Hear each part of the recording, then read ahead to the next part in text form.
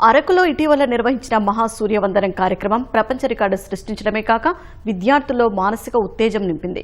21,000 మంది గిరిజన విద్యార్థులు 108 ఆసనాలు వేయగా దానికోసం కొన్ని నెలల ముందు నుంచే ఐటీడీఏ అధికారులు గిరిజన విద్యార్థులకు శిక్షణ ఇచ్చారు. అరకు జిల్లా కలెక్టర్ దినేష్ కుమార్ ప్రత్యేక చొరవ తీసుకున్నారు.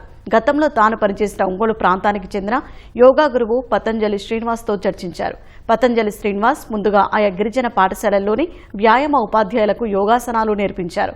వారు 7 నెలల పాటు విద్యార్థులతో క్రమం తప్పకుండా యోగాసనాలు వేయించారు. దీనివల్ల విద్యార్థుల్లో చురుకుదనం పెరిగిందని అధికారులు హర్షం వ్యక్తం చేస్తున్నారు. ఈ సూర్య నమస్కారాలు ఆఫ్టర్ 5 months ఆఫ్ ట్రైనింగ్ వాళ్ళకున్న సెల్ఫ్ రిలయన్స్, సెల్ఫ్ కాన్ఫిడెన్స్ అన్ని కూడా చాలా విపరీతంగా పెరిగింది. పిల్లలతో మాట్లాడుతున్నప్పుడు వాళ్ళకుంటున్న ప్రోత్సాహం మనకి కనపడుతుంది. క్లాస్ రూమ్స్ లో ఈ అకాడమిక్ ఇన్వాల్వ్మెంట్స్ కానీ స్పోర్ట్స్ ఇన్వాల్వ్మెంట్స్ కానీ చాలా పెరిగింది. పిల్లలకి హెల్త్ బెనిఫిట్స్ చూస్తే ఒక సంవత్సరంలో 4-5 సార్లు వాళ్ళ హాస్పిటల్లో అడ్మిట్ అయిన పిల్లలందరూ కూడా ఇవాళ చాలా హెల్తీగా వాళ్ళు ఈ క్లాసెస్ అటెండ్ చేస్తున్నారు.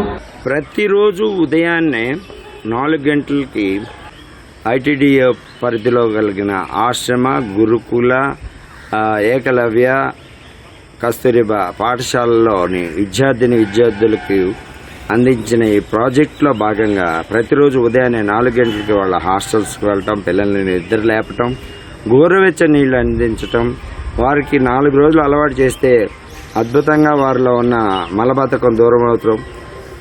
ఆ గోరువెచ్చని నీళ్లు తాగిన తర్వాత కొంచెం సమయం తీసుకొని సూర్య నమస్కారాలు, ఆసనాలు, ప్రాణాయామాలు, ధ్యానం చేయించటం.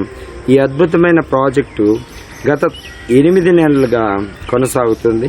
పతంజలి సార్ స్కూల్లో వచ్చి సూర్య నమస్కారాలు నేర్పించారు. 5 రోజులు చాలా హ్యాపీగా అయితే చాలా ఎంజాయ్మెంట్గా నేర్చుకున్నాం అనమాట.